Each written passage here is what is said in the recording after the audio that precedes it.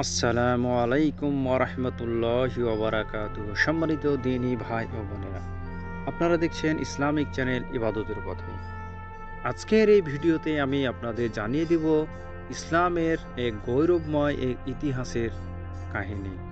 তো সম্মানিত দিনী ভাই ও বোনেরা, আপনি যদি আমার এই চ্যানেলে নতুন হয়ে থাকেন তাহলে অবশ্যই চ্যানেলটিকে সাবস্ক্রাইব করে পাশে থাকা বেল বাটনটি চাপ দিয়ে আমার সঙ্গেই থাকবেন। চলুন আমরা জেনে নিই ইসলামের যে গৌরবময় ইতিহাসটি রয়েছে তার বিস্তারিত বিবরণ সম্পর্কে। উসমানীয় খেলাফত চলছে তখন 1885 সাল। খলিফা আব্দুল মজিদ ইস্তানবুলে মসনদে এই সময় এসে ইউরোপের অবস্থা খুব একটা সুবিধা ছিল না।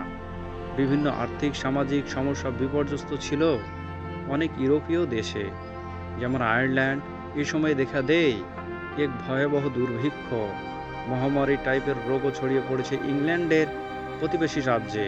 মারা যেতে থাকে হাজার হাজার আদম সন্তান। এই দুর্ভিক্ষে প্রায় 10 লাখ লোক মারা যায়।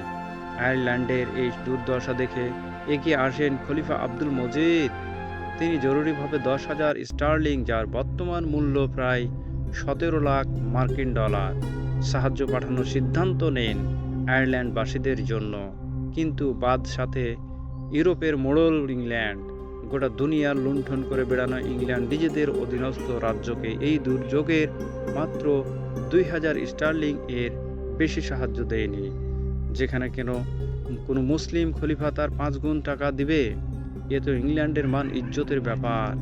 রানী ভিক্টোরিয়া ইস্তানবুলকে এই বলে সাবধান করে দেন যে ইংল্যান্ডকে ডিঙ্গিয়ে আয়ারল্যান্ডকে সাহায্য দিতে যাওয়াটা রাজনৈতিক এবং কূটনৈতিকভাবে বিপজ্জনক হতে পারে।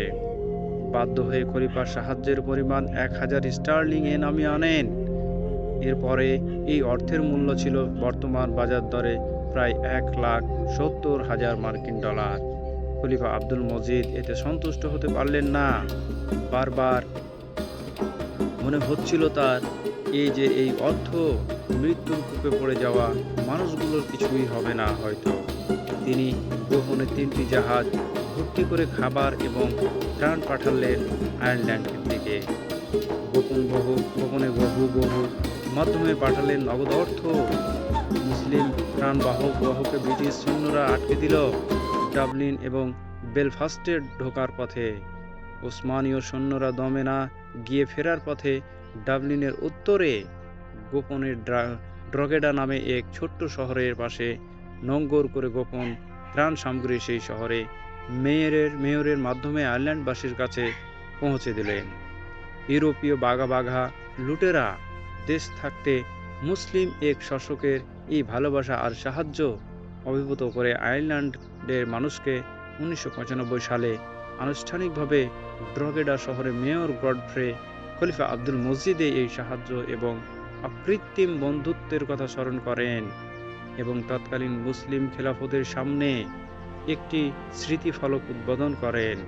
এখনও যদি সেই ড্রগেডা শহরে যান তো দেখবেন সেখানকার বিখ্যাত ফুটবল ক্লাব ড্রগেডা ফুটবল ক্লাব এর লোগোতেই ওসমানীয় খেলাফতের প্রতি সম্মান জানানোর নিদর্শন হিসেবে মুসলমানদের প্রতীক অর্ধচন্দ্র বা হেলাল সেতারা অঙ্কিত আছে।